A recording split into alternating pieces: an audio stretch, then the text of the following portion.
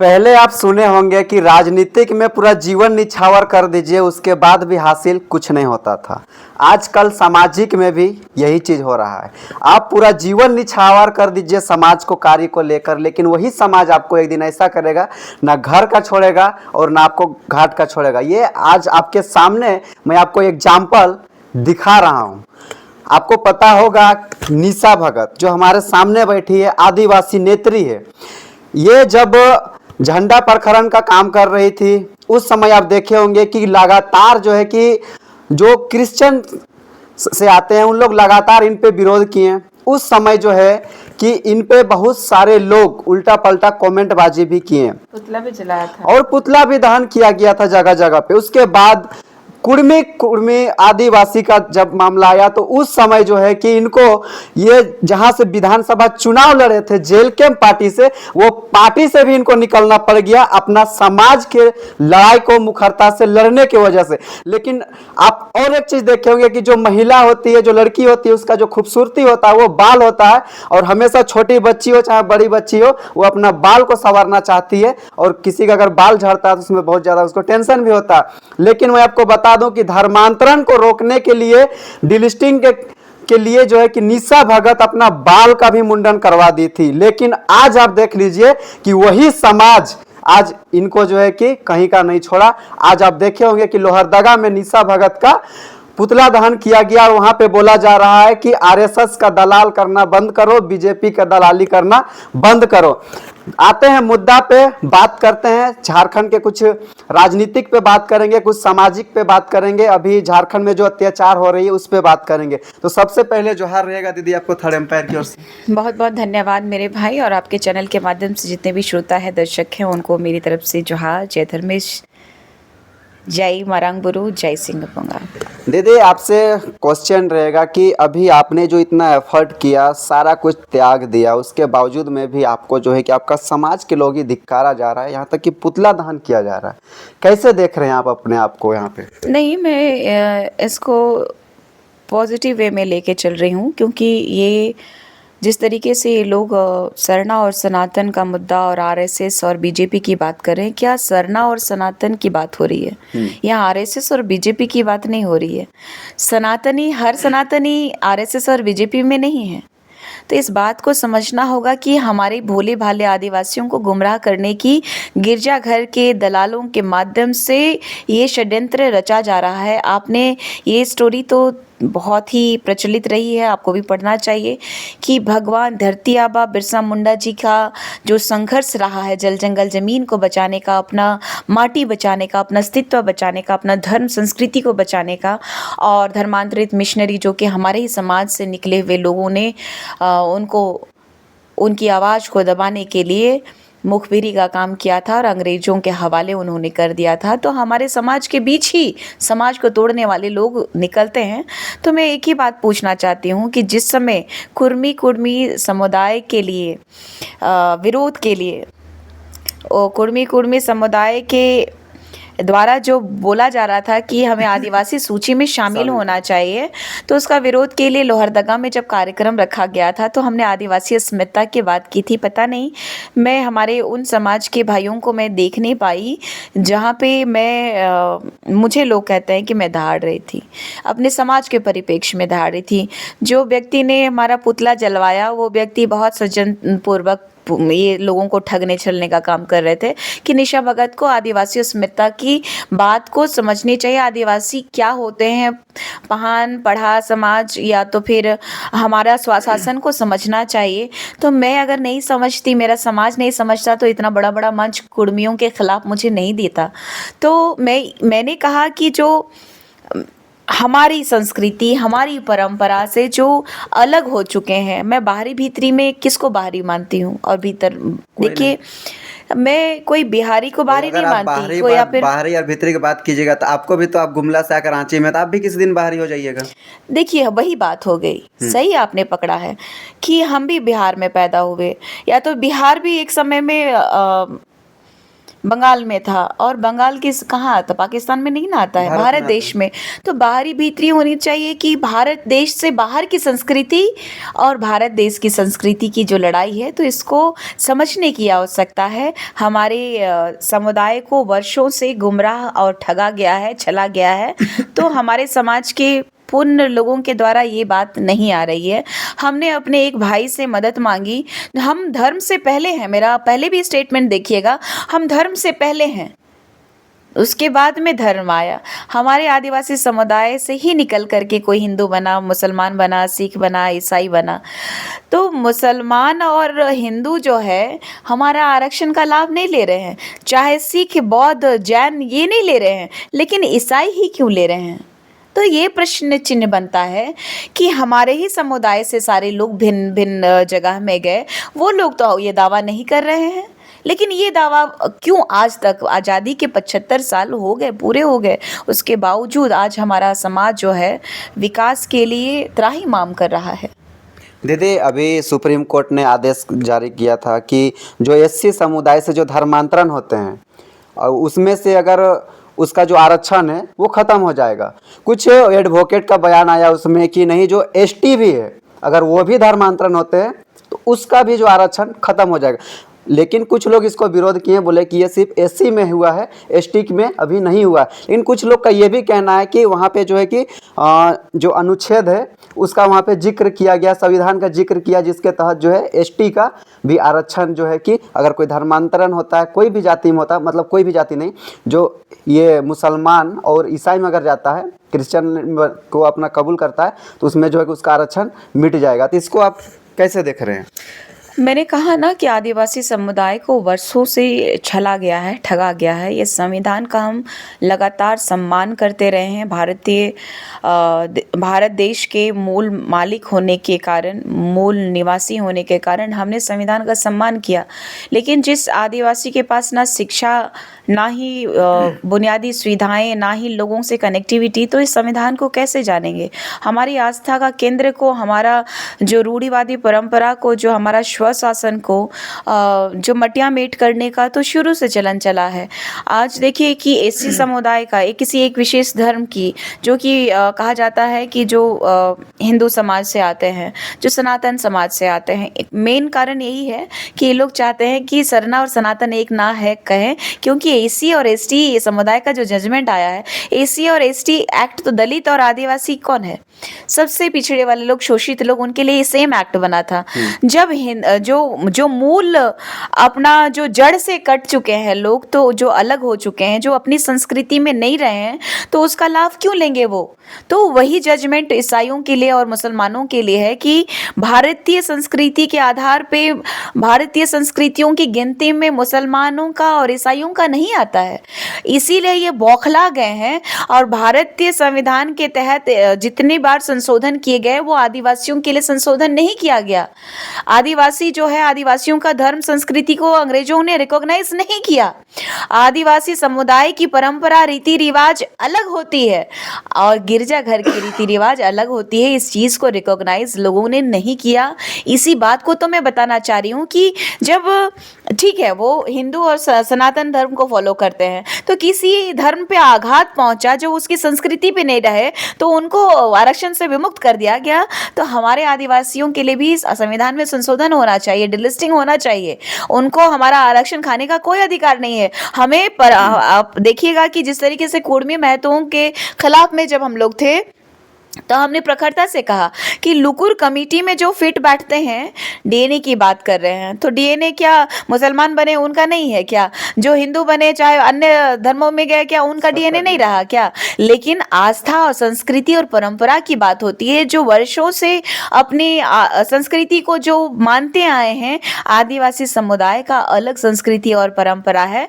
वो जिस तरीके से सनातन धर्म, आप सनातनी है ना जी? सनातनी है, तो आप क्या बोल सकते हैं? जय धर्मेश। जी, मैं बिल्कुल बोल सकता हूँ जय धर्मेश। जय चलायो। बिल्कुल मैं बोल सकता हूँ जय चलायो। जी, बोलिए। जय चलायो।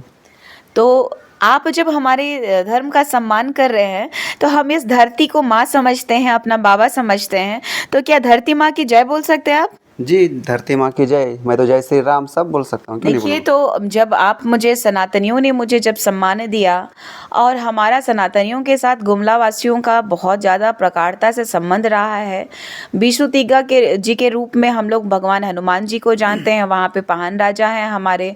प्लस वहाँ पे देखिएगा कि आप जाइएगा कि कई गाँव देवतियाँ मिलेंगी आपको, और आज भी परशुराम जी का खड़ाऊ जहाँ पे है, जहाँ पे अनेकों शिवलिंग्स हैं, वहाँ पे हमारे पाहन राजा पूजा करते हैं। आप देवड़ी मंदिर चले जाइए, वहाँ पाहन राजा पूजा सोनमेर में भी करते हैं। करता है। सोनमेर में भी करते हैं। क्या वहाँ पे मुसलमान आते हैं? नहीं, मुसलमान नहीं क्या आते हैं। ईसाई हिंदू आते आते हैं हैं? वहाँ पे, कुर्मी मातो सब आते हैं, सब आदिवासी भी आते आते हैं। हैं, देखिए, सब आते हैं, मैं सब खुद गया हूँ आते वहाँ हैं, पे। तो सब आते हैं। हमारे में भिन्नता, हम लोग में भेदभाव नहीं है। हम लोग आस्था का केंद्र एक है, ये प्रकृति। लेकिन हम लोगों को कैटेगराइज किया गया है। तो इस बात को समझने की आवश्यकता है कि हमारे वाकई असली दुश्मन कौन है। हमारे असली दुश्मन है धर्मांतरित मिशनरी। और जो एक्ट बना था एसी और एसटी के लिए, जिस तरीके से एसी और एसटी का जो थाना में जो मुसलमान और अन्य लोग जो है नहीं जा सकते, तो फिर उनको भी नहीं जाना चाहिए। दीदी, आप हमेशा अपना जो संविधान में संशोधन होना धर्म चाहिए। धर्म को मानते हैं, संविधान को मानते हैं। एक कल का मामला है, रिम्स में देखे होंगे कि एक बजरंगबली का मंदिर है। अभी तो वहाँ पे बाउंड्री वाल भी हो गया है। वहाँ पे जो रिम्स का प्रबंधक है, उसके द्वारा जो मंदिर में पुजारी थे उनको पूजा करने से मना कर दिया गया। साथ ही वो जूता पहन के गए थे अंदर, और जो वहाँ बाजा वाजा था उसको भी वहाँ से अलग कर दिया गया। मतलब वो ले आए वहाँ से खोल के, जिसमें जो है कि काफ़ी हंगामा किए। जो मतलब सनातन धर्म मानते हैं वो लोग काफ़ी जाके सामने विरोध भी हुआ, और उसको जो है कि चेतावनी दिए कि आपको जो है कि आके माफ़ी मांगना चाहिए पुजारी से। आप इसको कैसे देखते हैं? देखिए, चूंकि मैं भारत देश में रहने वाली वो नागरिक हूँ जो कि इस देश की मूल मालिक के रूप में जानी जाती हूँ। हम सबका सम्मान करते हैं, सभी धर्मों का, किसी व्यक्ति विशेष से नहीं है। हमारी आस्था का जो नुकसान पहुँचाएंगे वही हमारे दुश्मन होंगे। तो जिस तरीके से आप लोगों के साथ जो दुर्व्यवहार किया गया है, इसके लिए तो जूता पहन के जाना या तो फिर अभद्र व्यवहार करना, ये बहुत ही गलत है। इसके लिए एक्शन लेना चाहिए प्रशासन को। लेकिन मैं जानती हूँ कि ये ईसा और मूसा की सरकार है, ये यहाँ पे सरना और सनातनियों का कोई तरजीह नहीं है। यहाँ पे लगातार हमारी वो कमियां ढूंढी जाएंगी जब हम लोग एक दूसरे के लिए लड़ रहे होंगे। तो यहाँ पे ये नहीं देखा जा रहा है कि ईसा और मूसा का जो प्रकरण चल रहा है, वो खेला जो है कि तो सब ज़बरदस्त सपोर्ट कीजिए। मैं इसी बात की तो आह्वान कर रही हूँ सबको कि एक तरफ आपके लोगों को परेशानियों का सामना उठाना पड़ रहा है, यहाँ पे एक तरफ हमारे लोगों को सामना उठाना पड़ रहा है। क्यों ना मिल करके भारतीय संस्कृतियों को बचाया जाए? मेरा यही तो सवाल है। हाँ, अभी कुछ दिन पहले आप देखे होंगे कोकर का जो भावा नगर है, वहाँ पे आदिवासी जो थे उन लोगों को कालिंग पोत के जूता पहना के जो है कि वहाँ पे निकाला गया रोड पे। वीडियो भी वायरल हुआ, और वहाँ पे जो है कि आदिवासी नेत्री जो जो सना केरकेटा है उनके द्वारा पे जाके उनको जवाब भी दिया गया, सबक भी सिखाया गया। उसी को लेकर एक आदिवासी नेता है जिसका नाम है राजेश लिंडा, जो आम आदमी पार्टी से आते हैं। उन्होंने कहा था कि नहीं, इसमें जो है कि एक संवैधानिक तरीका से उनको सज़ा दिलाना चाहिए, संवैधानिक कानूनी कार्रवाई उन पे होना चाहिए, ना कि इस तरीक़ा से जाके तोड़फाड़ और हंगामा करना चाहिए। लेकिन उनको जो है कि काफ़ी ज़्यादा लोग विरोध किए, और यहाँ तक ये भी बोले कि ये जो है कि इसको मारना चाहिए, पीटना चाहिए, इसको भगा देना चाहिए। इसको आप कैसे देखते हैं? देखिए, चूँकि सबसे बड़ी बात है, मैंने कहा बार बार कह रही हूँ, मैं संविधान का सम्मान करती हूँ। मेरी लड़ाई है ये संविधान के तहत रहने वाले जितने भी प्रशासनिक पदाधिकारी हैं जो हमारे लिए कर्मचारी के रूप में हैं, वो हमारी सुरक्षा, हमारी शिक्षा व्यवस्था और हमारी जो बुनियादी सुविधाएं हैं उससे हमें वंचित रख रहे हैं। हमारी लड़ाई उनसे है, हमारी लड़ाई इनसे नहीं कि आप किसी धर्म विशेष के लोगों को जाकर के बाहरी भीतरी करें। बाहरी भीतरी करना है तो आप दूसरी जगह क्यों नहीं गए? जो धर्मांतरित मिशनरी को मुसलमानों ने हाथ पैर तोड़ दिया, क्या हाथ तोड़ा था ना, क्या मैंने सोशल मीडिया में देखा था, वहाँ जाना चाहिए था। तो मैं किसी का विरोध नहीं कर रही हूँ, मैं इतना ही कह रही हूँ कि बुद्धि विवेक से और संविधान के तहत आप लोगों को काम करना है। अगर सरकार के खिलाफ है तो सरकार से आप लड़िए ना, भिड़िए, क्या दिक्कत है? सरकार के जितने भी सुरक्षा कर्मी जो आते हैं, प्रशासनिक पदाधिकारी जो आपको व्यवधान, आपकी जल जंगल जमीन, आपकी माटी खींचते हैं, तो उसको बोलिए, आप लड़िए, उनको बंधक बनाइए, हम देख लेंगे। लेकिन बात यह है कि किसी व्यक्ति विशेष, इस भारत देश में सभी व्यक्ति को समान अधिकार है। चोर के लिए वहाँ पे जगह है पुलिस का, कोई किसी को अपमान कर रहा है तो वो उसका है कि भाई पुलिस का, न्याय व्यवस्था है हमारे पास में। और अगर आप पकड़े हैं तो उसको घसीटते हुए ले जाना चाहिए था, या तो पुलिस प्रशासन का डंडा करना चाहिए था। इतनी सारी गाड़ियां क्यों दी हुई है पुलिस को? इतना सारा नया नया गाड़ी चमका रहे थे, गाड़ी चमका करके क्या वहाँ अपने अपने घरों के लिए है क्या वो, या फिर विशेष पुलिस पदाधिकारियों को वो दिया गया है? आम जनता की सुविधाओं के लिए दिया गया है, पुलिस को पकड़ने के लिए दिया गया है। लेकिन पुलिस प्रशासन भी करे तो क्या करे क्या? झारखंड राज्य में एक तरफ देख लीजिएगा कि ईसा और मूसा वालों को विशेष छूट मिलती है, और हमारे जो समुदाय के लोग हैं उनको थोड़ी सी कम छूट मिल रही है, क्योंकि यहाँ पे लोग हैं, हम लोग का हक अधिकार जो है सरना हो चाहे सनातन हो, लड़के लेना पड़ रहा है, और इनको है कि वेरी इजी में मौज कर रहे हैं। तो ये इससे समझ में आता है कि सरना और सनातन का ये सरकार नहीं है, ये सरकार जो है ईसा और मूसा का है। इस बात को समझने की आवश्यकता है। अभी आप इतना, और मैं कहना चाहती हूँ कि जो माननीय मुख्यमंत्री जो एक आदिवासी बेटा है, माननीय मुख्यमंत्री एक आदिवासी बेटा होने के बावजूद एक बेटी पे कालिक पोता जा रहा है, और लगातार हमारे यहाँ पे झारखंड में जो है आदिवासी या फिर मूलवासी लोगों के साथ में जिस तरीके से शोषण किया जा रहा है, या फिर देख लीजिए अभी यहाँ पे कुछ लोगों ने हथियार पूर्वक लूट लिया। ये मोराबादी में अभी न्यूज़ देख रही थी। अपराधियों का मनोबल बढ़ गया है, किसके संरक्षण में है? क्या हो रहा है ये झारखंड में? जमीनें लूटी जा रही हैं, हत्याएं हो रही हैं, बेटी लोगों का जो है इज्जत तार तार हो जा रहा है। और यहाँ पे जो है झारखंड के माननीय मुख्यमंत्री जो कुर्सी के लालची लगातार दूसरे राज्यों में जो है अपने आप को चमकाने में लगे हुए हैं। अपना राज्य उनसे संभला नहीं जा रहा है, चले हैं दूसरे राज्य को झूठा आश्वासन देने। दीदी आप गुमला से आते हैं, गुमला में आप बताइए हमको कि, और जनता को भी बताइए, जैसे अभी आप देखे होंगे कि जो माननीय कल्पना सोरेन जो हैं वो जाके गांडीक जो विधायक हैं वो जाके असम में बोल रही है कि 250 रुपया में आप लोग काम कर रहे हैं, हमारे यहाँ तो 2500 रुपया फ्री में दिया जा रहा है, 250 रुपया बहुत कम होता है। हेमंत सोरेन भी बोले कि 250 रुपया में अच्छा जहर भी नहीं मिलता है जिससे आदमी खा के मर सकता है ना अच्छा मतलब जी सकता है। हम अगर जीतते हैं तो 500 रुपया करेंगे। आपके जो क्षेत्र है गुमला क्षेत्र में, वहाँ के महिला लोग कितने कमाते हैं दिन के?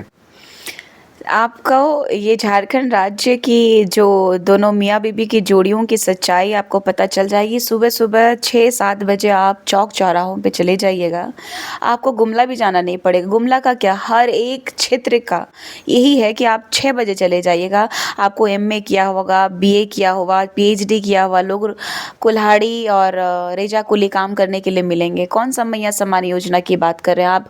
माननीय विधायिका मैडम को कहिए कि झारखंड में वापस करके अपने मैया लोगों का जो है कि अच्छे से जो है कि विकास का गति को बढ़ाए।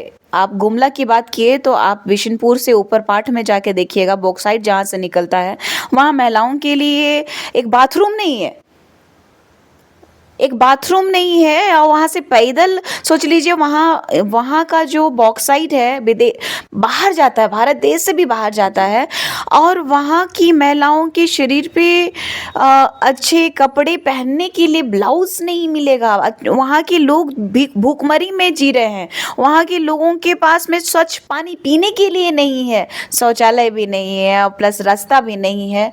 कई बार बोल रहे हैं कि उलगुलान कीजिए ना, आप आइए ना, आप जा कर के उनको कहिए कि रांची और अपने आवास से निकल कर के क्षेत्र का भ्रमण करें। कितना बार भ्रमण किए क्षेत्र का? आई हैं, पैसा फेंकी हैं, चुनाव जीती हैं, और तो हेलीकॉप्टरे में घूम रही हैं वो। उसके अलावा वो क्षेत्र का उनका गतिविधि काम दिखा दीजिए ना, कोई आंदोलन दिखा दीजिए, समझ में आ जाएगा। दूध का दूध पानी का पानी हो जाएगा। वो जो असम में और बंगाल में लोगों को, जो आदिवासी लोगों को हक और अधिकार दिलाने की बात कर रहे हैं, यहाँ की जमीनें जा रही हैं।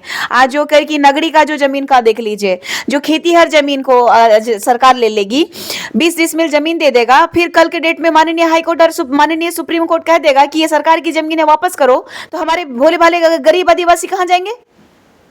ये चिंता का विषय है कि सबसे बड़ा दुश्मन हमारे ही समाज के लोग हमारे रहे हैं। मैंने कहा ना, भगवान बिरसा मुंडा जी को भी अंग्रेजों के हवाले करने वाले गिरजाघर के कई दलाल लोग शामिल थे। अगर वो अपने लोग शामिल नहीं होते तो भगवान बिरसा मुंडा जी जो जल जंगल जमीन की लड़ाई लड़ रहे थे, अपने अस्तित्व अपने आस्था की लड़ाई लड़ रहे थे, वो लड़ाई जो है ऐसे ही आवाज़ नहीं दबा होता। नेपाल में अभी जो प्राइवेट स्कूल था उसका मनमानी बहुत ज़्यादा बढ़ चुका था, जिसको लेकर बंद कर दिया गया। ये सोशल मीडिया में एक वायरल है, हकीकत क्या है अभी तक सामने नहीं आया है। लेकिन ये पहल आपको कैसा लग रहा है? क्योंकि झारखंड में भी जो है कि स्कूल कॉलेज का जो मनमानी है वो बहुत ज़्यादा जो है कि ऐंठा जा रहा है पैसा, फ्री एडमिशन को लेके, रीएडमिशन, बुक को लेके, साथ ही साथ जो है कि पता नहीं कितना कितना उन लोग को कहीं घुमाने उमाने का भी पैकेज लेके बहुत ज़्यादा पैसा ऐंठा जाता है, जिससे जो है कि बहुत सारे आए दिन हम लोग पास भी आता है कि खबर चलाइए, खबर दिखाइए, लेकिन हम लोग भी नहीं दिखा पाते हैं। रीजन उसका होता है कि तुरंत जो फ़ोन आने लगता है कि आप ऐसा क्यों इसके स्कूल के बारे में दिखाइए, ये क्या होता है। इसको कैसे देख रहे हैं, क्या भारत में लागू होना चाहिए?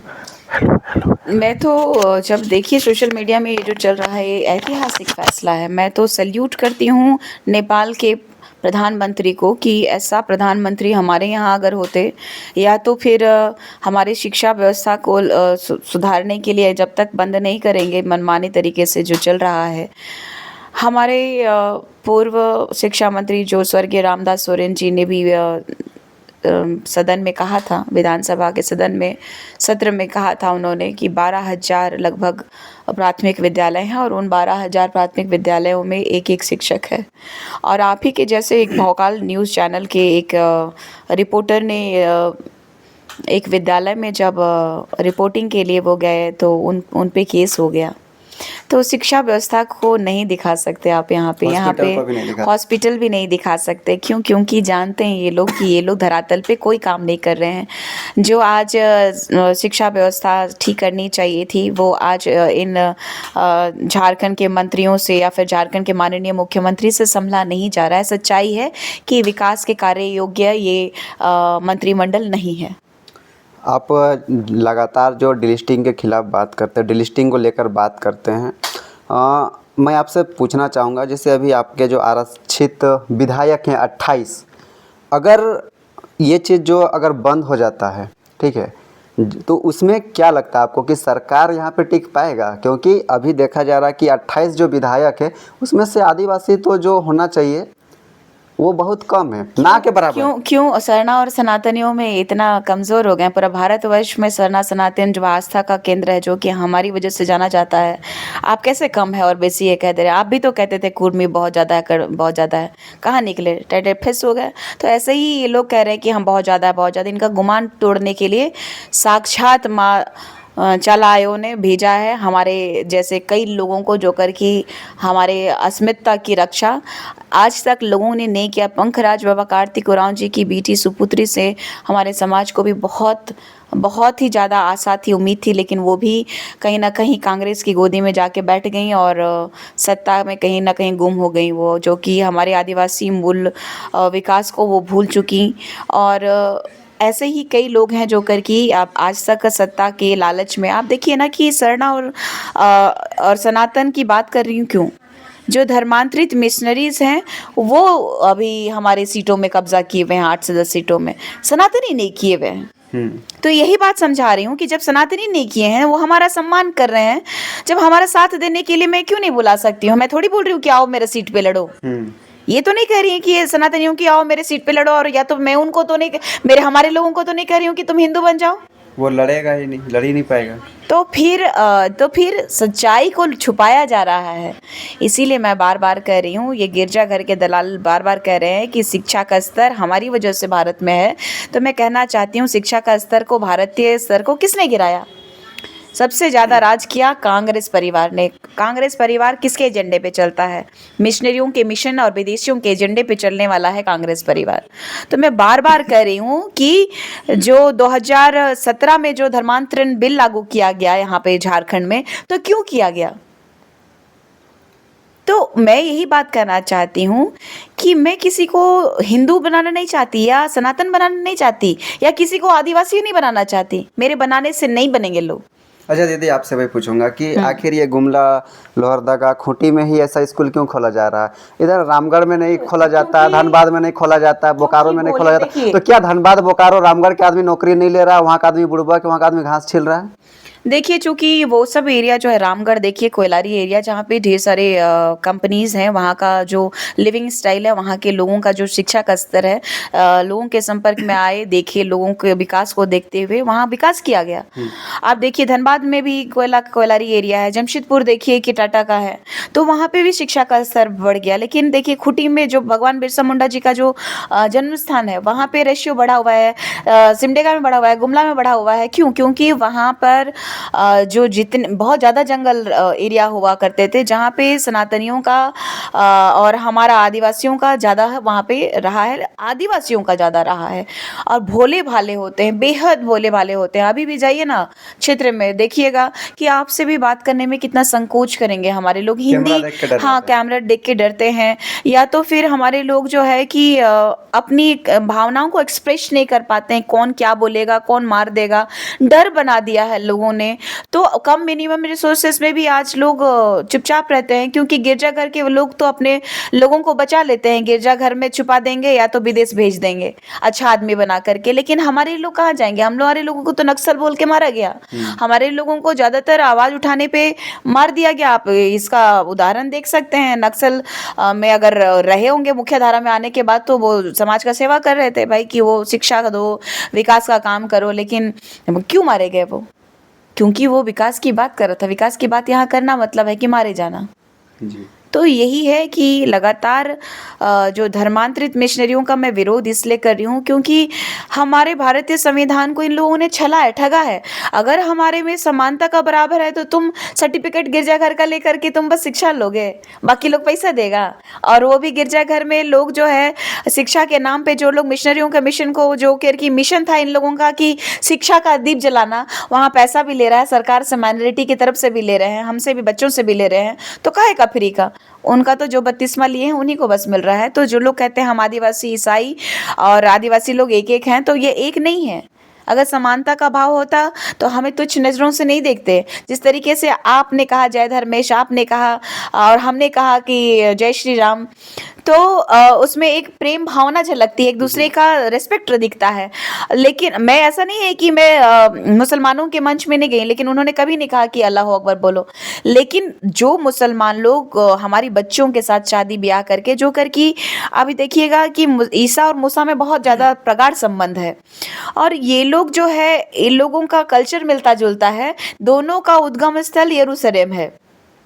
यहूदियों का, मुसलमानों का और ईसाइयों का उद्गम स्थल वो है। हमारे आस्था से कोई लेना देना नहीं है उनका। तो वो लोगों का शादी ब्याह वहाँ ज़्यादा होता है, लेकिन वो लोग अभी भी हमारा आरक्षण को कैरी करके चल रहे हैं। तो वो लोग क्या है, नौकरी का लाभ लेकर के वहाँ शादी कर ले रहे हैं, या तो फिर हमारी ज़मीनों को बेचना है तो वहाँ शादी कर ले रहे हैं। तो इस तरीके से ना हो, इसीलिए इस बात को रोकने के लिए मैं सनातनियों का सपोर्ट चाह रही थी। इसीलिए मैं सरना सनातन एक हो का नारा लगा रही थी, सरना सनातन की जय की बात कर रही थी। और आज अगर वो मेरी जय कर सकते हैं, तो मैं उनकी जय क्यों नहीं करूं? तो यही फर्क है। चलिए, समय देने के लिए बहुत बहुत धन्यवाद। बहुत बहुत आभार आपका, धन्यवाद। प्रखरता से आप आदिवासी समुदाय, सरना सनातन की बात, चाहे भारतीय संविधान के तहत जितनी भी अधिकारों की बात है, मैं मानती हूँ कि हमारे यहाँ पे कुछ संशोधन करने की आवश्यकता है। तो ये पहले नहीं हुआ, तो ये अब होना चाहिए, मुझे ये पूर्ण उम्मीद है। और पुनः आप लोगों को धन्यवाद। जोहार, जय धर्मेश, जय चलायो, जय सिंगापुंगा, जय मरांगुरु। तो अभी आप देख रहे थे निशा भगत जी को, और आपको कैसा लगा अपनी प्रतिक्रिया कमेंट में ज़रूर छोड़ें। धन्यवाद। जोहार, जय हिंद।